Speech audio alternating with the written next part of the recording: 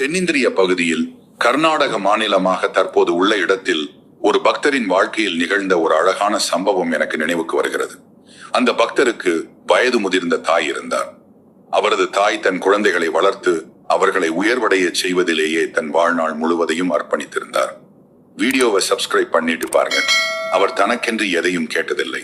முதல் முறையாக தன் ஒரே மகனிடம் காசிக்கு சென்று தன் உடலை விடும் ஆசையை தெரிவித்தார்.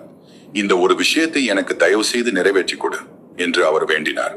தனது தாய் மீது அளவில்லா அன்பு கொண்ட அம்மகன் உடனடியாக பயணத்திற்கான ஏற்பாடுகளை செய்வதாக சொன்னார். தனது பொருள் வாழ்க்கை சார்ந்த செயல்பாடுகள் அனைத்தையும் கைவிட்டுவிட்ட அவர் மனைவி மற்றும் குழந்தைகளையும் விட்டுவிட்டு அவர்களிடம் பிரியாவிடை பெற்று தனது தாயை கூட்டிக் கொண்டு பயணத்தை துவக்கினார். இந்தியாவின் தென் பகுதியிலிருந்து காசிக்கு நடந்தே செல்ல இருவரும் முற்பட்டார்கள். அது ஒரு நீண்ட பயணம். பல வாரங்கள் கடந்த நிலையில் பயணக் களைப்பில் வயது முதிர்ந்த தாய் பலகீனம் அடைந்தார். அவரால் தொடர்ந்து நடக்க முடியவில்லை.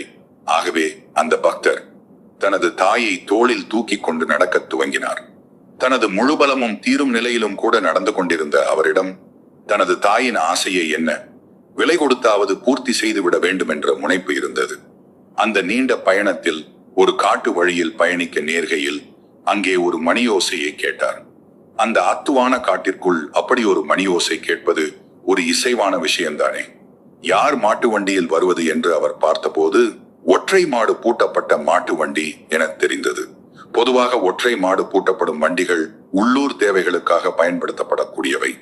தொலைதூர பயணத்திற்கு எப்போதும் இரட்டை மாடுகள் பூட்டப்படும் வண்டிகள் தான்.